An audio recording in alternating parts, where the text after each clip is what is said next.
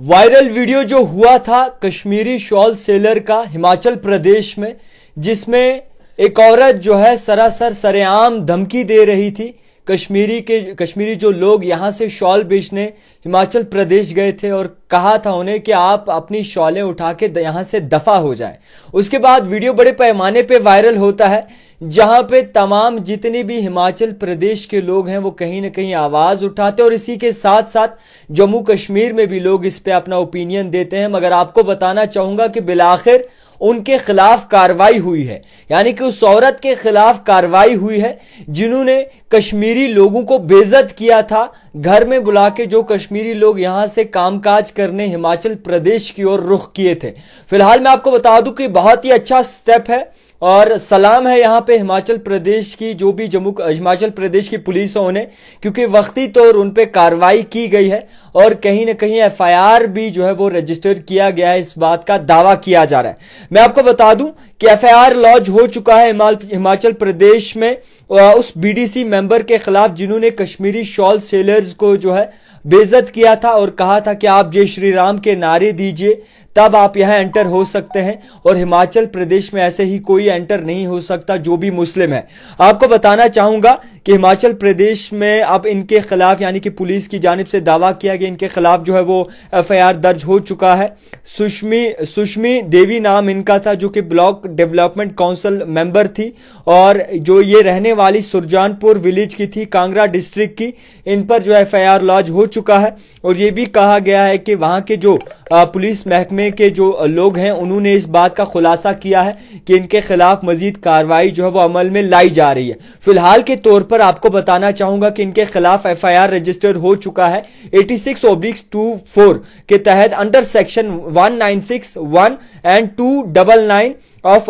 भारतीय न्याय संहिता यानी कि बीएनएस लॉ के तहत जो इन पे कार्रवाई की जा रही है। Director general of police DGP जो हिमाचल प्रदेश के हैं डॉक्टर अतुल वर्मा, उनकी जानिब से कन्वे किया गया है नासिर खोमानी को, जो कि national convener Jammu Kashmir student association के हैं, कि इन पे खिलाफ जो एफआईआर लॉन्च की गई है,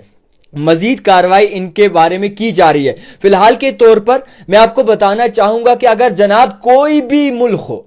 यानी कि हिंदुस्तान के बगैर कोई भी मुल्क हो, वहां पर भी इस चीज का ख्याल रखा जाता है कि आपके मजहब से लेकर आपके नेशनैलिटी पता नहीं की जाती। यानी कि ऐसा नहीं हो सकता कहीं भी कि आप किसी मजहब के नारे दें तभी आप जो है वो हिंदुस्तानी कहलाएंगे, आप किसी मजहब के नारे दें तभी आप जो है उस कंट्री के जो है वो नागरिक कहलाएंगे। किसी भी जगह ऐसा नहीं लिखा है। मगर शर्मनाक कर देने वाला वाकया तब पेश आया जब दो कश्मीरी मजलूम लोग अपना कामकाज करने हिमाचल प्रदेश की ओर रुख किए थे और वहां पर एक औरत उसमें कहती हुई नजर आती है कि आप कश्मीरी हैं, आप सबसे पहले जय श्री राम के नारे दीजिए तब हिमाचल में आपको जो है वो एंट्री मिलेगी। और एक बुजुर्ग दाढ़ी वाला वहीं पर होता है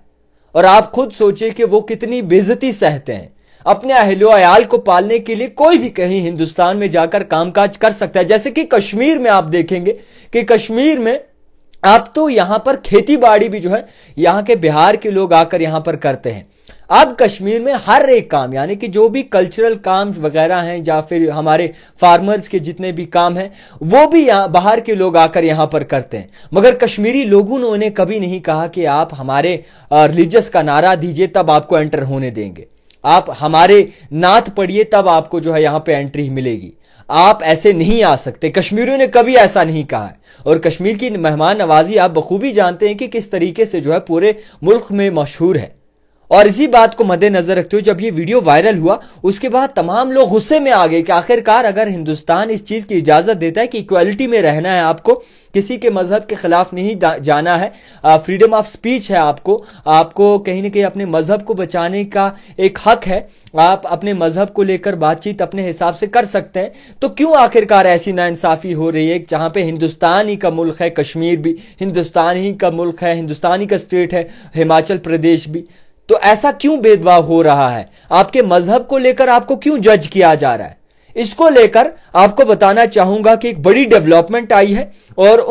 उस औरत के खिलाफ कार्रवाई अमल में लाई गई है, उनके खिलाफ एफआईआर कट चुका है और मजहबी चीज़ों पे जो है उन्होंने बातचीत की, उन्होंने टारगेट किया, हैरेस किया, उनके खिलाफ जो है इसके तहत अंडर द लॉ कार्रवाई अमल में लाई जाएगी। और कहीं ना कहीं हिमाचल प्रदेश की जो अथॉरिटीज़ हैं उनको भी सलाम है, उन्होंने वक्ती तौर इन पर कार्रवाई की और कहीं ना कहीं इन चीज़ों को वहीं पर रोका। और ये भी स्टेटमेंट साथ में दिया है कि ऐसी चीज़ें कतई भी बर्दाश्त नहीं की जाएंगी, ऐसी चीज़ें कभी भी टॉलरेट नहीं की जाएंगी। अगर माजी में जो मसला पेश आया सही, मगर फ्यूचर में अगर कोई ऐसा मसला पेश आए तो उनके खिलाफ सख्त से सख्त कार्रवाई की जाएगी।